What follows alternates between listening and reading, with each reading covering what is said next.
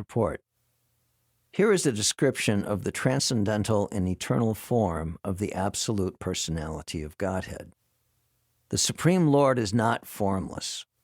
He has his own transcendental form, which is not at all similar to the forms of the mundane world. The forms of the living entities in this world are embodied in material nature, and they work like any material machine. The anatomy of a material body must have a mechanical construction with veins and so forth, but the transcendental body of the Supreme Lord has nothing like veins. It is clearly stated here that he is unembodied, which means that there is no difference between his body and his soul, nor is he forced to accept a body according to the laws of nature as we are. In materially conditioned life, the soul is different from the gross embodiment and subtle mind. For the Supreme Lord, however, there is never any such difference between him and his body and mind. He is the complete whole, and his mind, body, and he himself are all one and the same. In the Brahma Samhita, there is a similar description of the Supreme Lord. He is described there as Satchidananda Vigraha, which means that he is the eternal form fully representing transcendental existence, knowledge, and bliss. As such, he does not require a separate body or mind, as we do in material existence. The Vedic literature clearly states that the Lord's transcendental body is completely different from ours. Thus, he is sometimes described as formless. This means that he has no form like ours, and that he is devoid of a form we can conceive of. In the Brahma Samhita, it is further stated that with each and every part of his body, he can do the work of the other senses. This means that the Lord can walk with his hands, accept things with his legs, see with his hands and feet, eat with his eyes, etc. In the Shruti mantras, it is also said that although the Lord has no hands and legs like ours, he has a different type of hands and legs by which he can accept all that we offer him and run faster than anyone. These points are confirmed in this 8th mantra through the use of words like Shukram or omnipotent. The Lord's worshipable form, Archa Vigraha, which is installed in temples by authorized acharyas who have realized the Lord in terms of Mantra 7, is non-different from the original form of the Lord. The Lord's original form is that of Sri Krishna, and Sri Krishna expands himself into an unlimited number of forms, such as Baladev, Rama, Nrsimha, and Varaha. All of these forms are one and the same personality of Godhead. Similarly, the Archa Vigraha worshipped in temples is also an expanded form of the Lord. By worshipping the Archa Vigraha, one can at once approach the Lord, who accepts the service of a devotee by his omnipotent energy. The Archa Vigraha of the Lord descends at the request of the acharyas, the holy teachers, and works exactly in the original way of the Lord by virtue of the Lord's omnipotence. Foolish people who have no knowledge of Sri Isopanishad or any of the other Shruti mantras consider the Archa Vigraha, which is worshipped by pure devotees, to be made of material elements. This form may be seen as material by the imperfect eyes of foolish people or Kanishta Adhikaris, but such people do not know that the Lord, being omnipotent and omniscient, can transform matter into spirit and spirit into matter as he desires. In the Bhagavad Gita, the Lord regrets the fallen condition of men with little knowledge who deride him because he descends like a man into this world. Such poorly informed persons do not know the omnipotence of the Lord. Thus, the Lord does not manifest himself in full to the mental speculators. He can be appreciated only in proportion to one's surrender to him. The fallen condition of the living entities is due entirely to forgetfulness of their relationship with God. In this mantra, as well as in many other Vedic mantras, it is clearly stated that the Lord has been supplying goods to the living entities from time immemorial. A living being desires something, and the Lord supplies the object of that desire in proportion to one's qualification. If a man wants to be a high court judge, he must acquire not only the necessary qualifications, but also the consent of the authority who can award the title of high court judge. The qualifications in themselves are insufficient for one to occupy the post. It must be awarded by some superior authority. Similarly, the Lord awards enjoyment to living entities in proportion to their qualifications, but good qualifications in themselves are not sufficient to enable one to receive awards. The mercy of the Lord is also required. Ordinarily, the living being does not know what to ask from the Lord, nor which post to seek. When the living being comes to know his constitutional position, however, he asks to be accepted into the transcendental association of the Lord in order to render transcendental loving service unto him.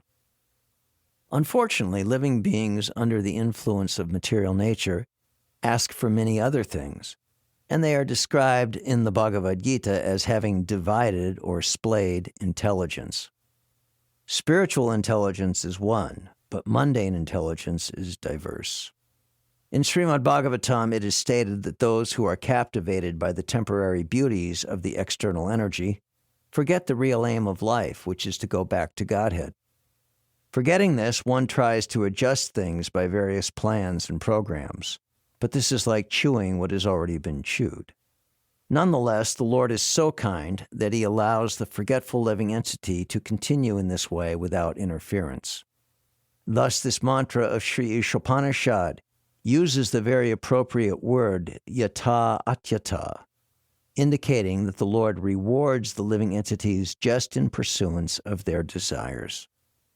If a living being wants to go to hell, the Lord allows him to do so without interference. And if he wants to go back home, back to Godhead, the Lord helps him. God is described here as Paribhu, the greatest of all. No one is greater than or equal to him. Other living beings are described here as beggars who ask goods from the Lord. The Lord supplies the things the living entities desire. If the entities were equal to the Lord in potency, if they were omnipotent and omniscient, there would be no question of their begging from the Lord, even for so-called liberation. Real liberation means going back to Godhead.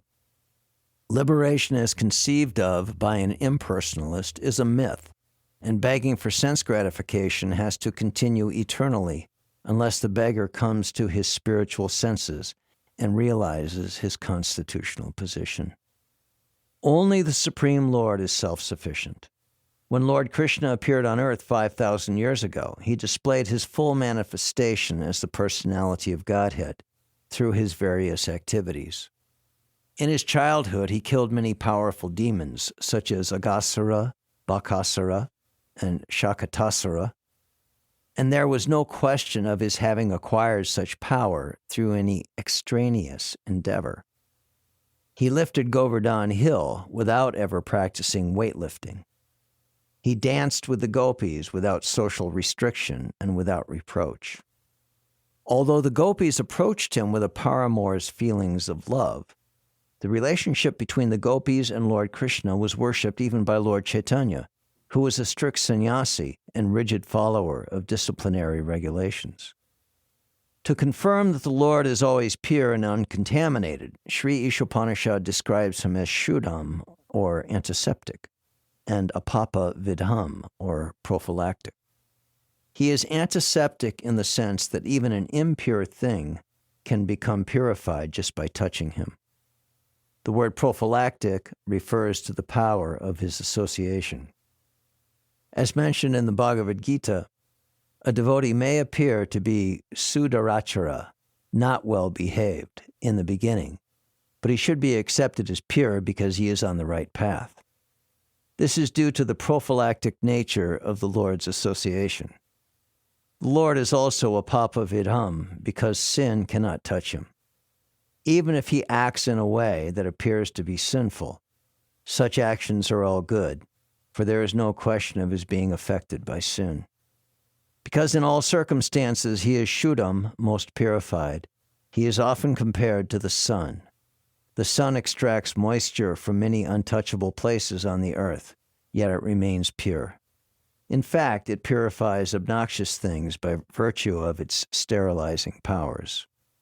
If the sun, which is a material object, is so powerful, then we can hardly begin to imagine the purifying strength of the all-powerful Lord. Mantra 9. Those who engage in the culture of nescient activities shall enter into the darkest region of ignorance. Worse still are those engaged in the culture of so-called knowledge. Purport. This mantra offers a comparative study of vidya and avidya. Avidya, or ignorance, is undoubtedly dangerous, but vidya, or knowledge, is even more dangerous when mistaken or misguided. This mantra of Sri Isopanishad is more applicable today than at any time in the past. Modern civilization has advanced considerably in the field of mass education, but the result is that people are more unhappy than ever before because of the stress placed on material advancement to the exclusion of the most important part of life, the spiritual aspect.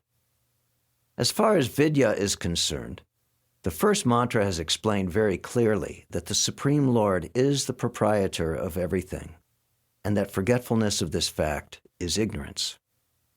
The more a man forgets this fact of life, the more he is in darkness. In view of this, a godless civilization directed toward the so-called advancement of education is more dangerous than a civilization in which the masses of people are less educated. Of the different classes of men, karmis, jnanis, and yogis, the karmis are those who are engaged in the activities of sense gratification. In the modern civilization, 99.9% of the people are engaged in the activities of sense gratification under the flags of industrialism, economic development, altruism, political activism, and so on. All these activities are more or less based on satisfaction of the senses, to the exclusion of the kind of God consciousness described in the first mantra. In the language of the Bhagavad Gita, people who are engaged in gross sense gratification are mudhas, asses. The ass is a symbol of stupidity. Those who simply engage in the profitless pursuit of sense gratification are worshiping avidya, according to Sri Isopanishad.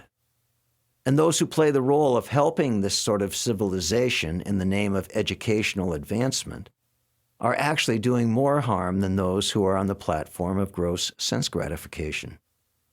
The advancement of learning by a godless people is as dangerous as a valuable jewel on the hood of a cobra. A cobra decorated with a valuable jewel is more dangerous than one not decorated.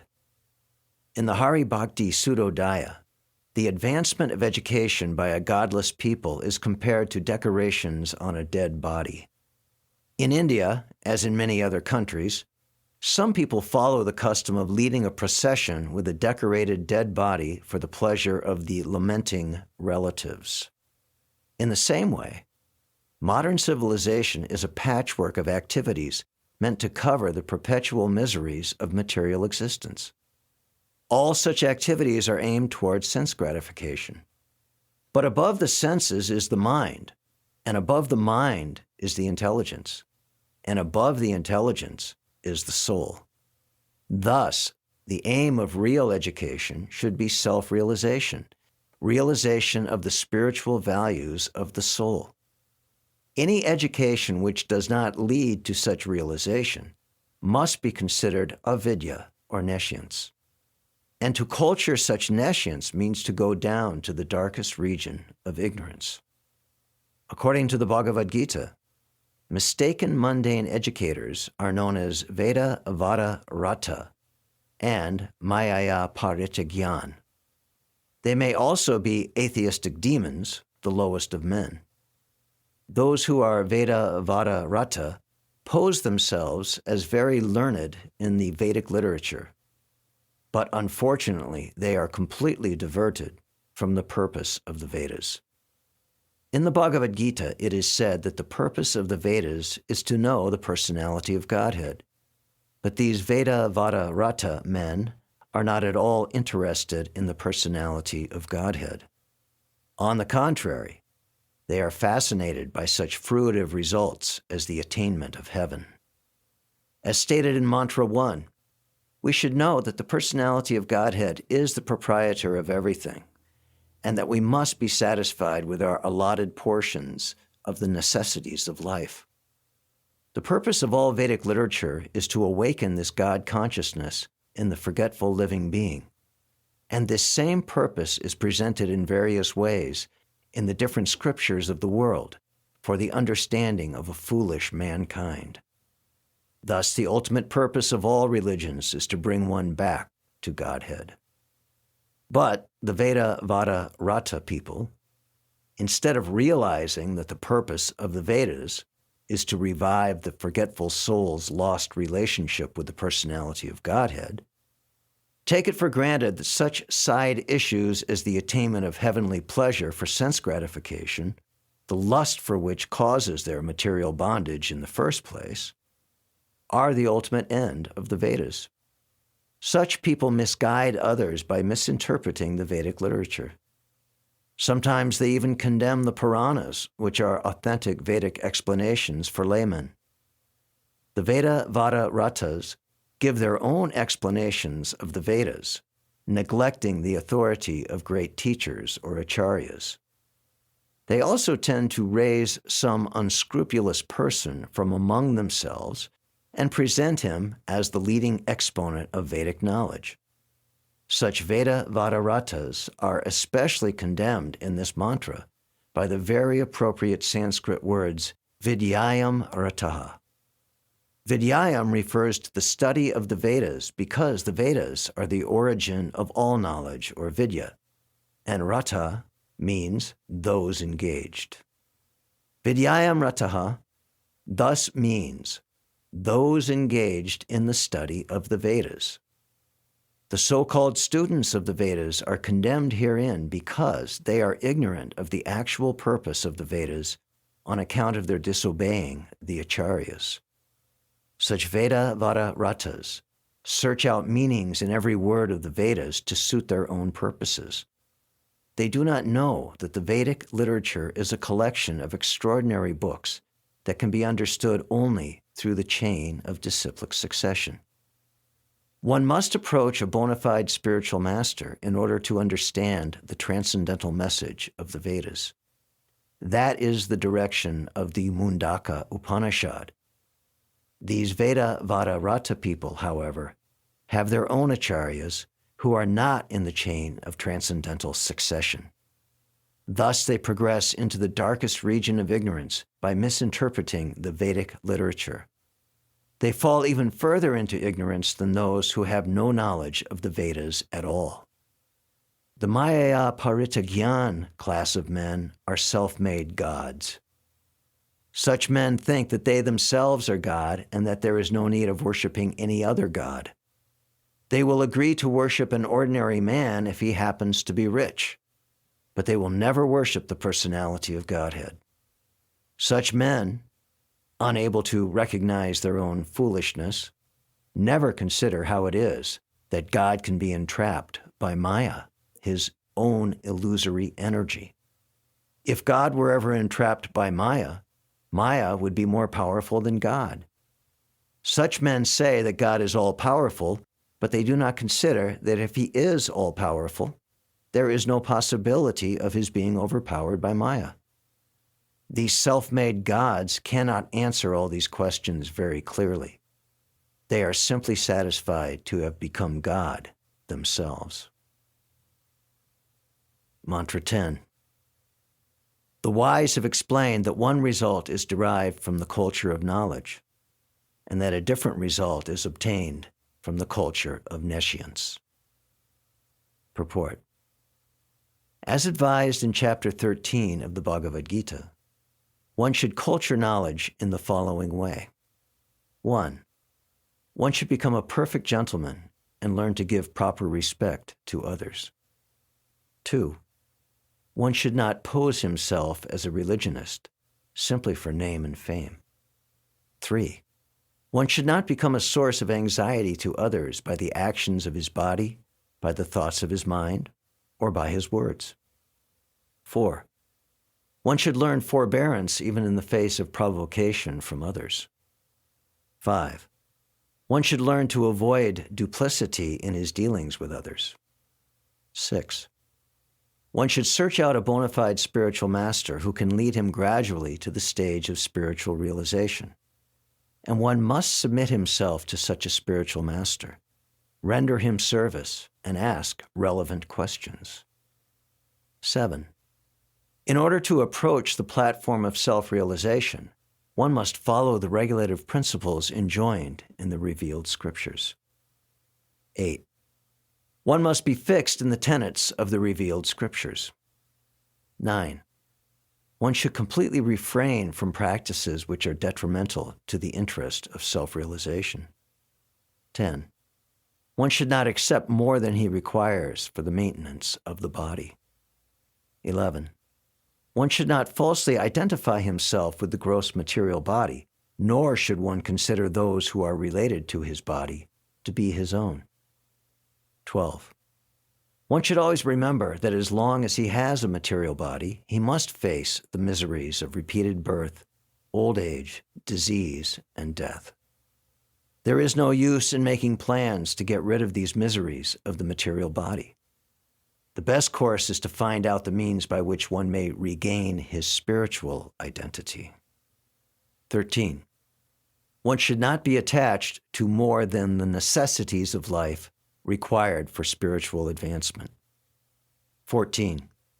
One should not be more attached to wife, children, and home than the revealed scriptures ordain. 15. One should not be happy or distressed over desirables and undesirables, knowing that such feelings are just created by the mind. 16.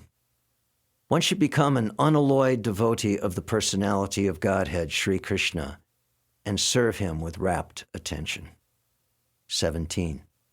One should develop a liking for residence in a secluded place with a calm and quiet atmosphere favorable for spiritual culture, and one should avoid congested places where non-devotees congregate. 18. One should become a scientist or a philosopher and conduct research into spiritual knowledge, recognizing that spiritual knowledge is permanent, whereas material knowledge ends with the death of the body.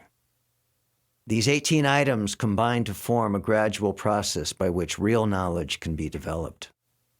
Except for these, all other methods are considered to be in the category of nescience. Srila Bhaktivinoda Thakur, a great acharya, maintained that all forms of material knowledge are merely external features of the illusory energy, and that by culturing them one becomes no better than an ass. This same principle is found here in Sri Isopanishad. By advancement of material knowledge, modern man is simply being converted into an ass. Some materialistic politicians in spiritual guise decry the present system of civilization as satanic, but unfortunately they do not care about the culture of real knowledge as it is described in the Bhagavad Gita. Thus, they cannot change the satanic situation. In the modern society, even a boy thinks himself self-sufficient and pays no respect to elderly men, due to the wrong type of education being imparted in our universities. Boys all over the world are giving their elders headaches. Thus, Sri Isopanishad very strongly warns that the culture of nescience is different from that of knowledge. The universities are, so to speak, centers of nescience only. Consequently, scientists are busy discovering lethal weapons to wipe out the existence of other countries. University students today are not given instructions in the regulative principles of brahmacharya or celibate student life, nor do they have any faith in any scriptural injunctions. Religious principles are taught for the sake of name and fame only, and not for the sake of practical action. Thus, there is animosity not only in social and political fields, but in the field of religion as well. Nationalism has developed in different parts of the world due to the cultivation of nescience by the general people. No one considers that this tiny Earth is just a lump of matter floating in immeasurable space, along with many other lumps. In comparison to the vastness of space, these material lumps are like dust particles in the air. Because God has kindly made these lumps of matter complete in themselves, they are perfectly equipped with all necessities for floating in space. The drivers of our spaceships may be very proud of their achievements, but they do not consider the supreme driver of these greater, more gigantic spaceships, called planets. There are innumerable suns and innumerable planetary systems also. As infinitesimal parts and parcels of the Supreme Lord, we small creatures are trying to dominate these unlimited planets. Thus, we take repeated birth and death, and are generally frustrated by old age and disease. The span of human life is scheduled for about 100 years, although it is gradually decreasing to 20 or 30 years. Thanks to the culture of nescience, befooled men have created their own nations within these planets in order to grasp sense enjoyment more effectively for these few years.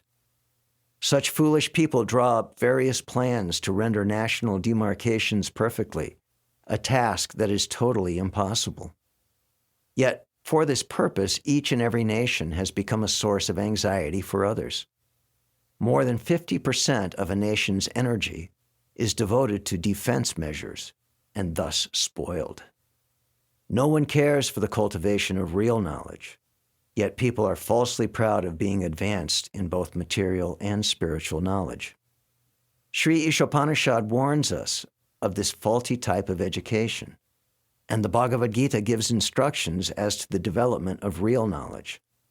This mantra states that the instructions of vidya, or knowledge, must be acquired from a dhira. A dhira is one who is not disturbed by material illusion. No one can be undisturbed unless he is perfectly spiritually realized, at which time one neither hankers nor laments for anything. A dhira realizes that the material body and mind he has acquired by chance through material association are but foreign elements. Therefore, he simply makes the best use of a bad bargain. The material body and mind are bad bargains for the spiritual living entity. The living entity has actual functions in the living spiritual world, but this material world is dead. As long as the living spiritual sparks manipulate the dead lumps of matter, the dead world appears to be a living world. Actually, it is the living souls, the parts and parcels of the Supreme Living Being, who move the world. The dhiras have come to know all these facts by hearing them from superior authorities, and have realized this knowledge by following the regulative principles. To follow the regulative principles, one must take shelter of a bona fide spiritual master.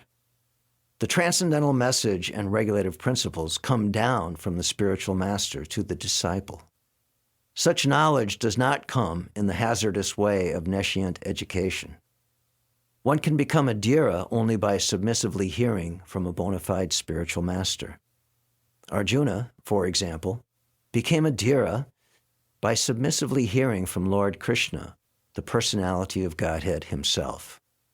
Thus, the perfect disciple must be like Arjuna, and the spiritual master must be as good as the Lord himself.